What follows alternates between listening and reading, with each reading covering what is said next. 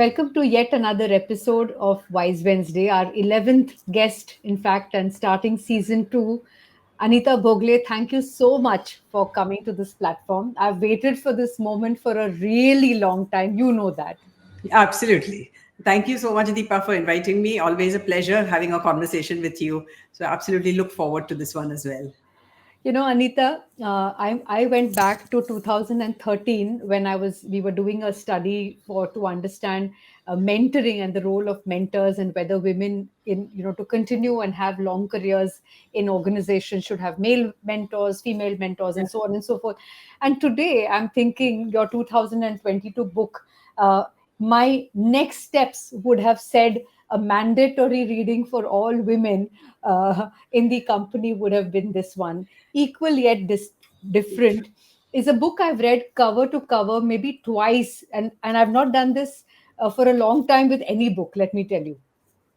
Thank you so much, Deepa. That's very kind of you. But I'm very, very kicked that the maximum feedback I'm getting is this thing that, men should read the book. Of course, I intended the book for men as well as women. But the fact that, the reader is catching it gives me great joy. Absolutely.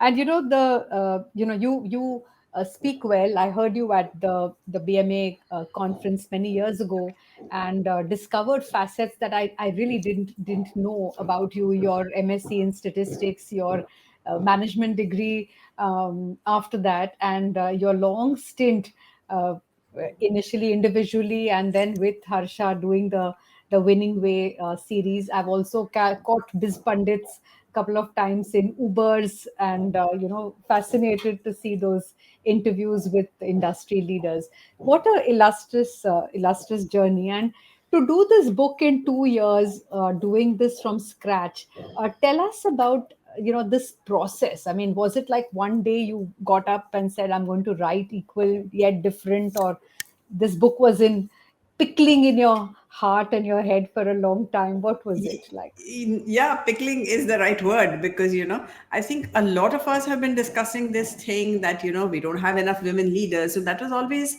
there at the back of my mind. And that's Harsha and me, spent over 20 years doing the winning way.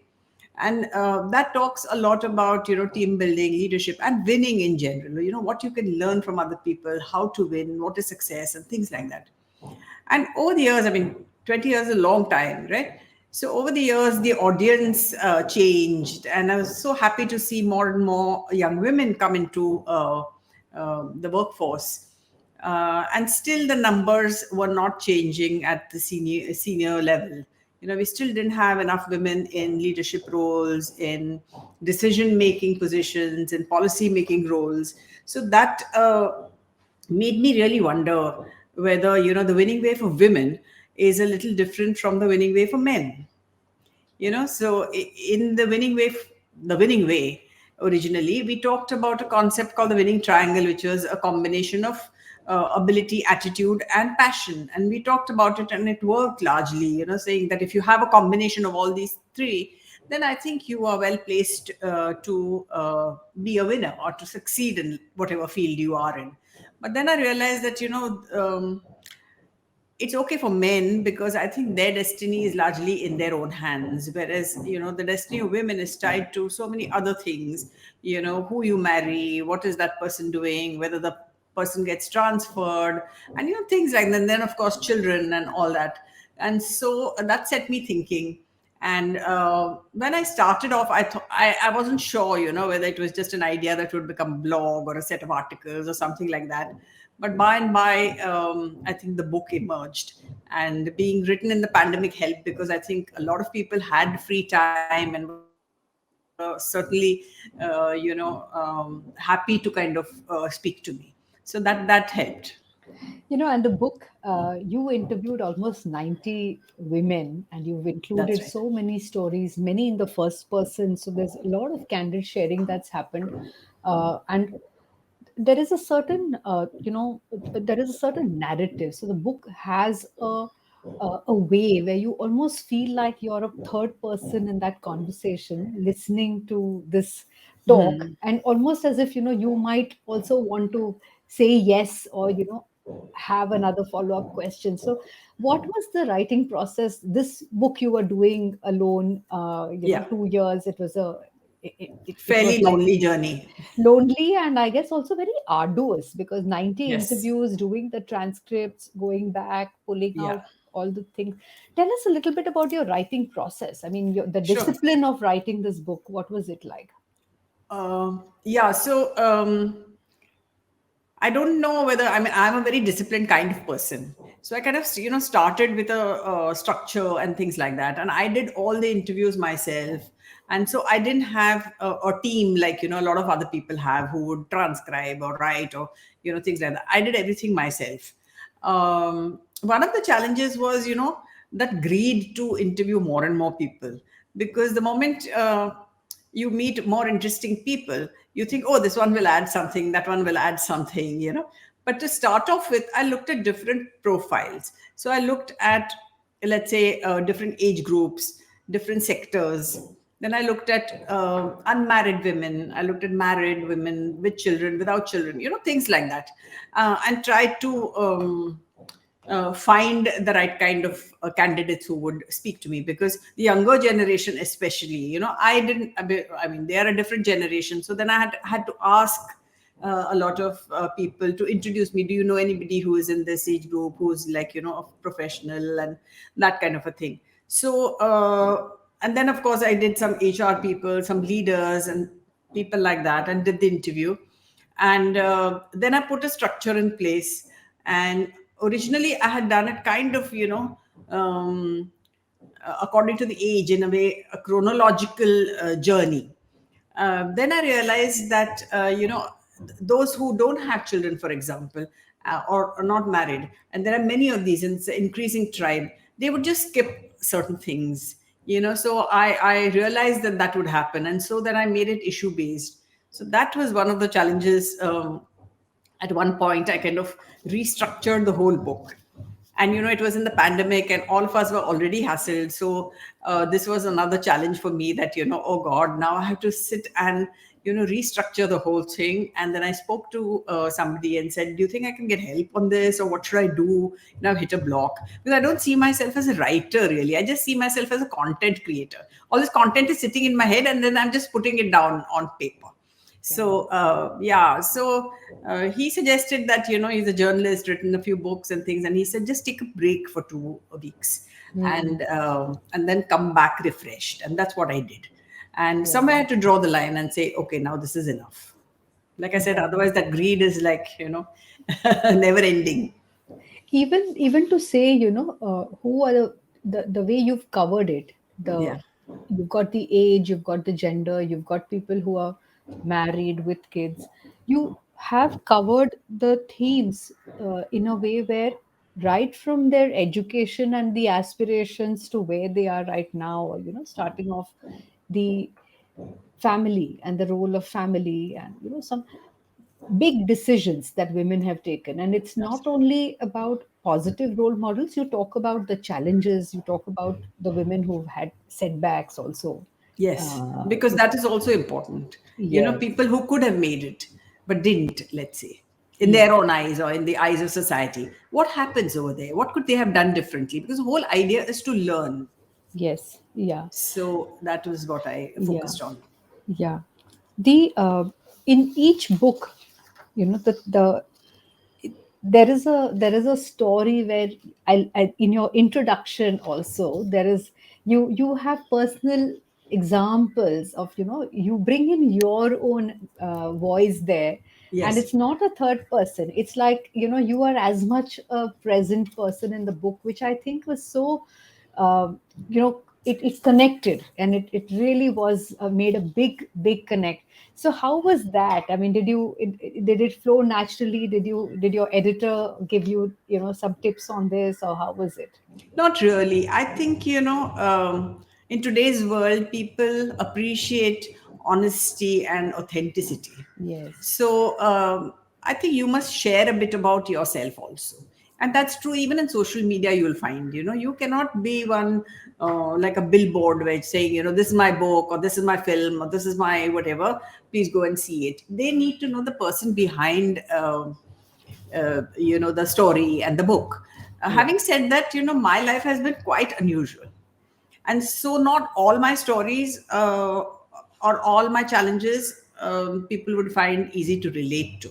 So I have just picked stories that I felt fitted into the whole narrative and fitted into the issues that we, even other people were discussing. So I think you have to do that. Yeah, and thank you for that, because I think that makes the book uh, that much more readable and that much more learningful, I feel. Also, when you were writing this book, Yeah. can you talk about a couple of instances where you were like, oh my God, what have I gotten myself into? Like, just it just becoming too much for you. Did it happen that way? It did actually, because although I have interviewed about 90 people, you'll find that I have quoted only about 50. Of course, part of it was repetition. You can't, quote everybody on the same topic or the same issue. But there are also some people who chose the occasion just to, share their story or rant, or, it was such an outpouring that I got the feeling that, dam was about to burst.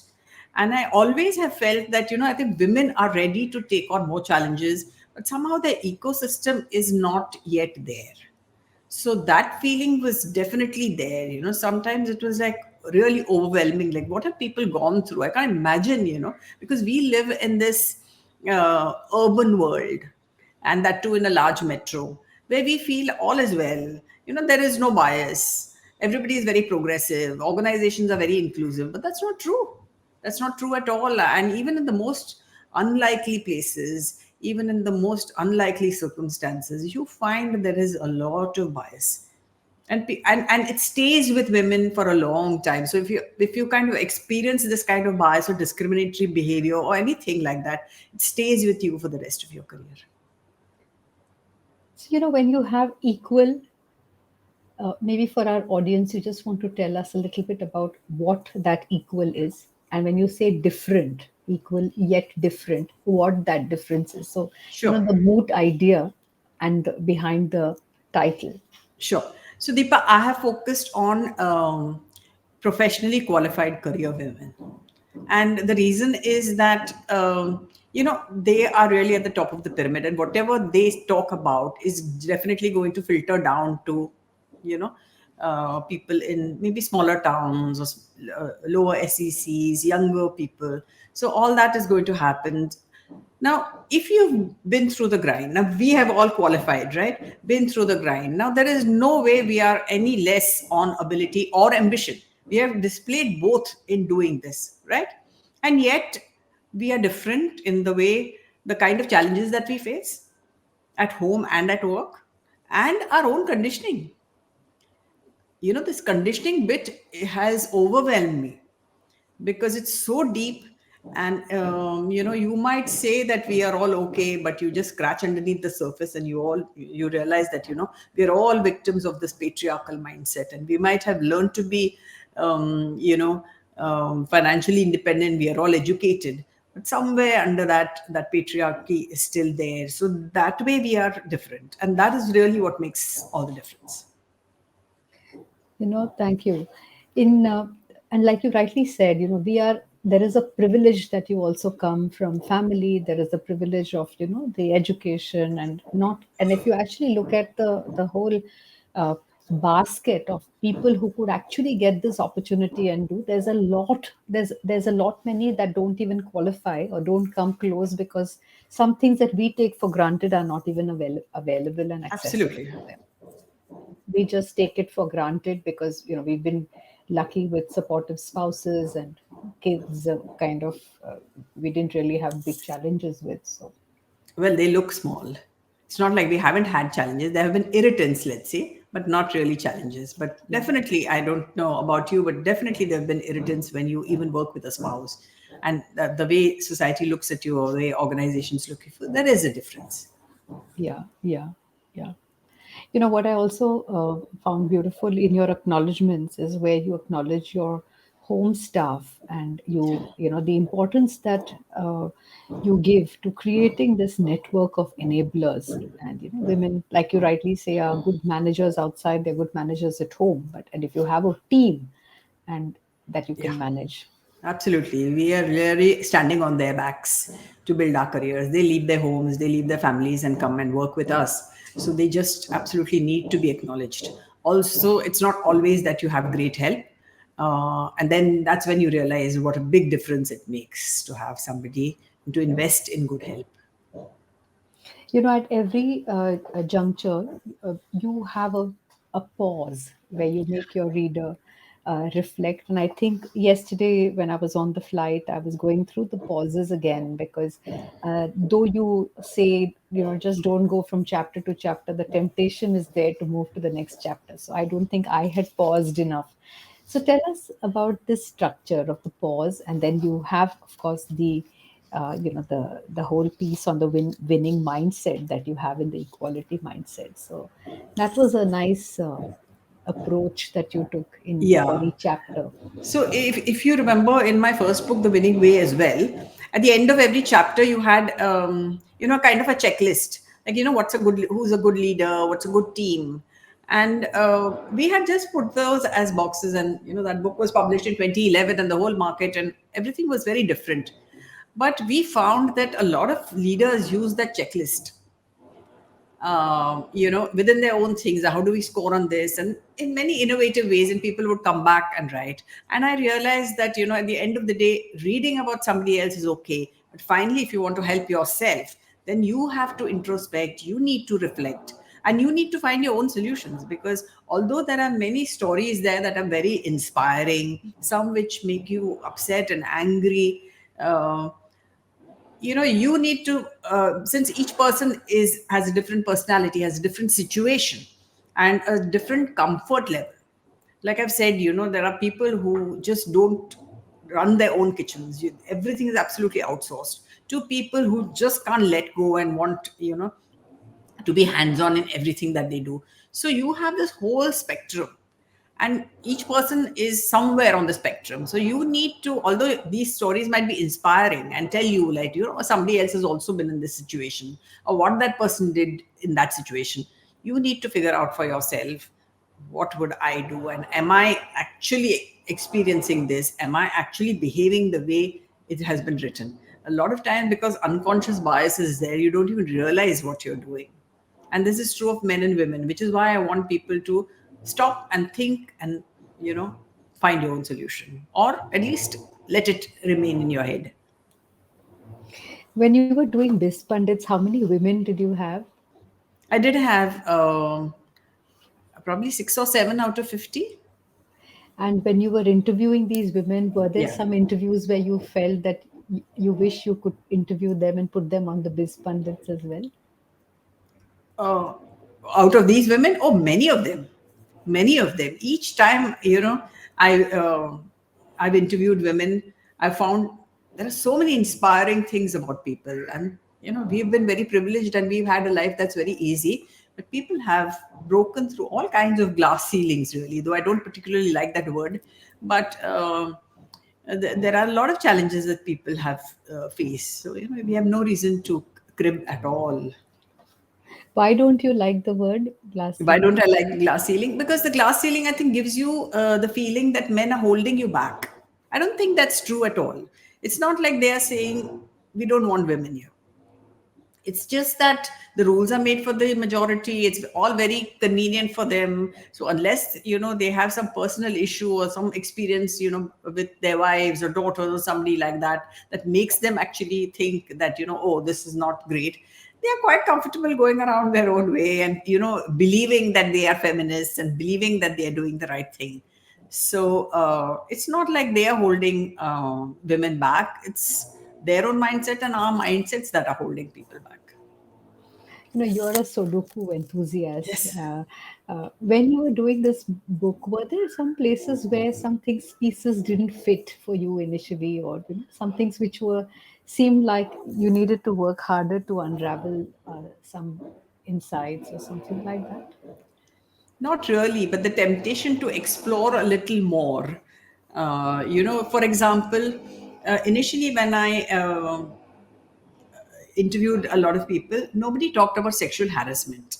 Hmm. There was discrimination, let's say, or unconscious bias, but nobody talked about sexual harassment. And then I said, can you do a book without that? Because that is a very live issue, although it may not be so rampant. It is a very serious issue. And so, actually, there was Dr. Poonam Sehgal, and she was on an interview panel with me. And then I said, oh, wow, she looks interesting.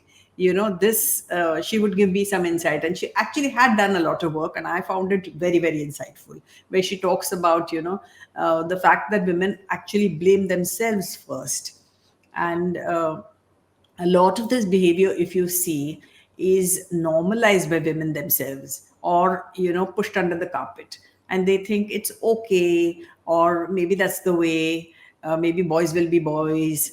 Maybe I did something wrong, which is the worst of all. uh, but you need to speak up, because unless people speak up, everybody else is going to think that that's okay with them. you know Chalta hai, and go on. This whole piece of again, coming from your yoga, your interest in yoga, and the way you balance your health, and you know this part when you were doing these interviews, prioritizing well-being, physical, mental, uh, how did you find that in these successful women? Was health somewhere getting compromised? No. Were they Yeah. managing that piece well? Absolutely not. I think most people have put themselves last, and that is what most women do. Uh, I find that a lot of young women in their 30s are already very overweight, very stressed, going for therapy and things like that. And I think all this success is no use unless you are physically and mentally healthy. And so, actually, if you notice, as part of the grooming and part of investing in yourself, I have talked about health as well. Yeah. So that is very important according to me. And I think you need to give yourself priority, and give it early in life, not after the doctor tells you that you need to go for a walk, or you need to lose weight, or you need to whatever else. Yeah. I was reading a paper that even the tests to show detection of heart attack are so male centric that the Absolutely. women's pattern of how a heart attack presents itself, the reports look entirely different from men. And And how the much health how much system, money is spent on healthcare of women is absolutely minuscule compared to men. yes, yeah, Yeah. yeah. These are all very, very important pointers. Anita, today I was interviewing a successful woman professional who's the mother of a child on the autism spectrum, and I had both the girl and the mother. And mothers, again, when you're having a career and you have responsibilities like these, whether it is elder care, whether it is children, there Yes. again it becomes a push and a pull if women don't sort of solicit help or have some pooling of Yes. support, so she's not the only one. Absolutely. And actually, we also do some work for the Forum for Autism, not as much as we should be doing, but we have had conversations. And we have somebody in the family also who has a child who is on the autism spectrum. And I feel that there's a lot of attention given to the child, Yes, and not enough attention given to the mother, who actually bears the brunt of the whole thing, especially when children are growing up, and if they're boys, and autism is more common in boys, and they become physically so much stronger than the mother. There are all kinds of issues, and I think you need respite from all this. yes, So women in general need respite from a lot of things, and they, yeah, they owe it to themselves to give it. yeah. Anita, this book, and the way you have given these 8 chapters, even the point on tripping on guilt, home, the new workplace. I mean, it's a 2022 book, so there are very important things you talk about what working from home is all about, and something that is a flexibility and what is the flip side of flexibility. I think these are again very important conversations which are absolutely timely. And Since you asked earlier, Deepa, working from home was a kind of a part of a chapter, and then I kind of converted it into a whole chapter because the hmm, pandemic just went on and on and on.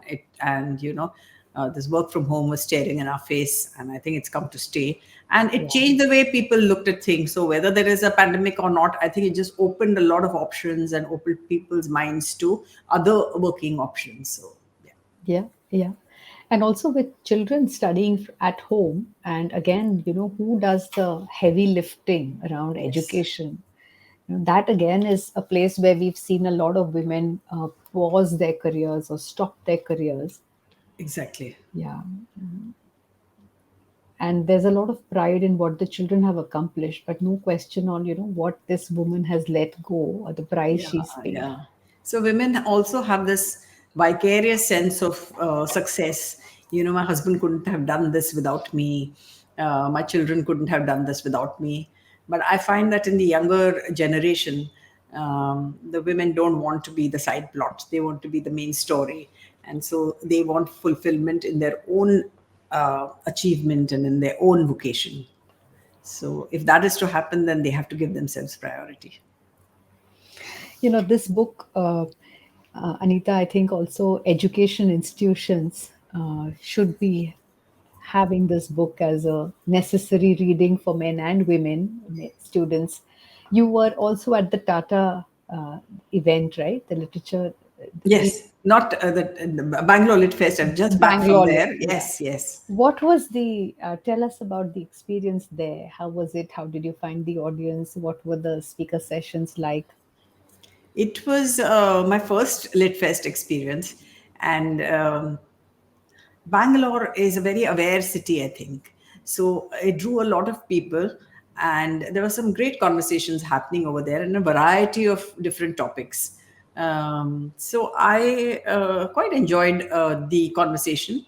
And the audience was also interactive, and a couple of people did ask questions, though it's like half an hour slot kind of a thing. And one interesting question that a woman asked was, these days you find young women have the skills for a career, but don't seem to have the skills for home. And they go through a lot of pressure because of that and a lot of depression. So, what would you kind of suggest? That's true, isn't it? That, they still have to bear the load at home, and maybe they're not equipped to. I mean, you can't do it all. So, interesting question, I thought. Yeah, yeah, absolutely. And this whole thing of letting go of perfectionism that you talk about, I think it's so important. Yeah. Most women, I think we are always caught in this trap of chasing perfectionism, which is also why I think we need therapy more than men do.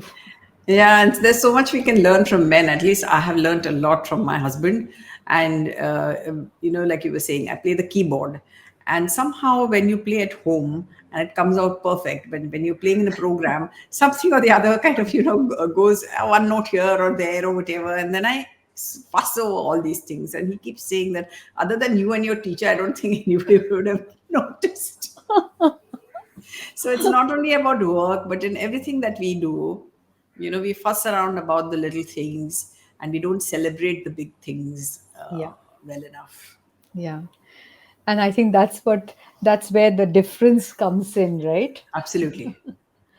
Um, I love Faye D'Souza's blurb that you've put over here, a must read, and I'm going to read it out. A must read for all working women who aim to rise to the very top of their game, and for the men who lead organizations for someday or someday hope to, and men who have wives and partners. Bravo. There were other blurbs as well, but I So, love this one. yes.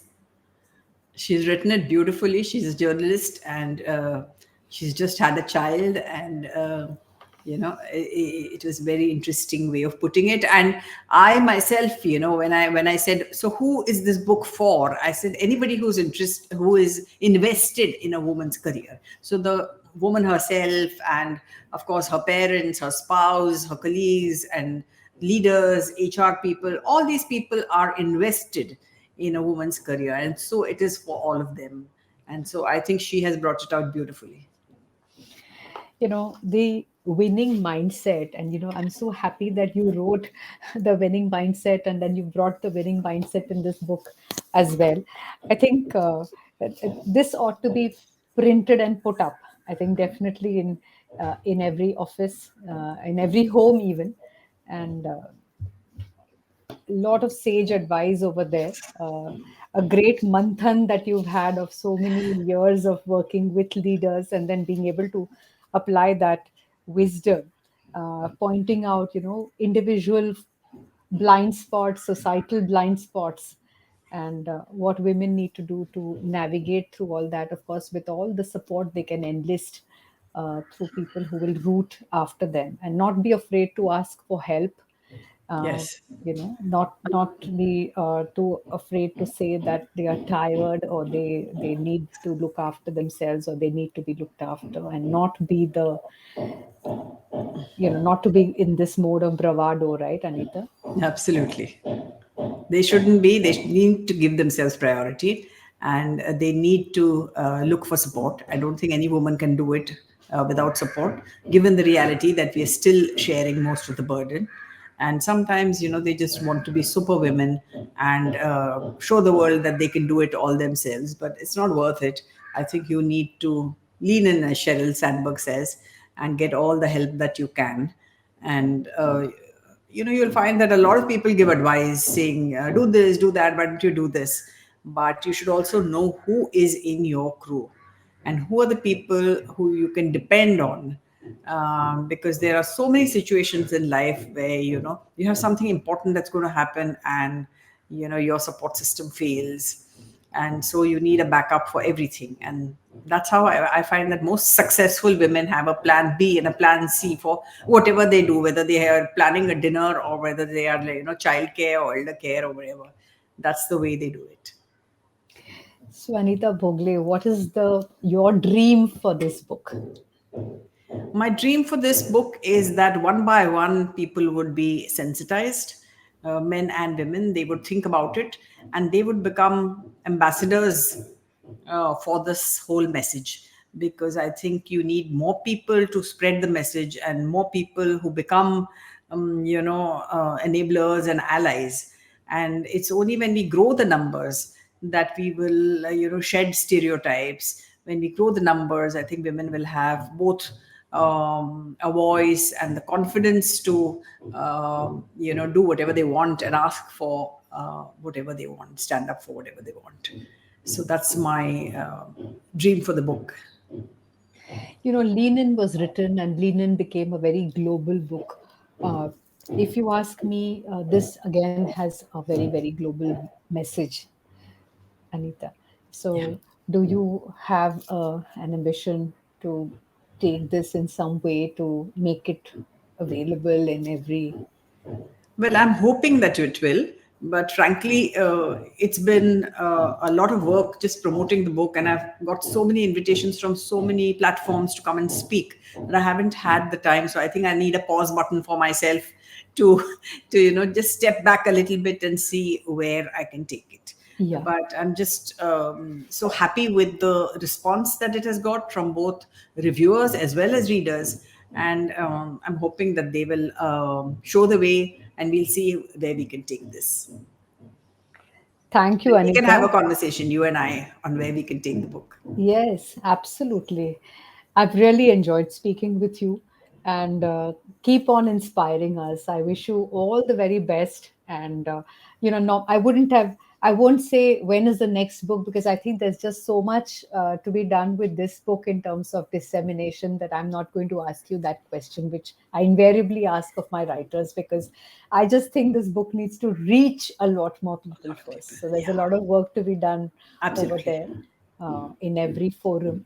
And even for individuals to practice small things, just three little things that we can become aware of what Anita talks about. And I urge you, reader, wherever you may be, to take a look at this book. Keep it in your personal library, gift it to men and women that you think might need to be made aware of their mindsets and their blockers and blind spots as well. and to celebrate. I think to learn to celebrate, isn't it, Anita? Yes, yes. We have to celebrate diversity. We have to embrace it. And which is again equally different, that, we might be different, but we are not any less equal. So that's really the idea. And thank you so much, Deepa, for this wonderful conversation, uh, especially with somebody who loves books so much and who's such a thinking person. I've always seen you like that. So it's been great speaking to you. Thank you. Thank you very much, Anita. And we will be in touch on this book and otherwise as well. Sure. Thanks. Thank you.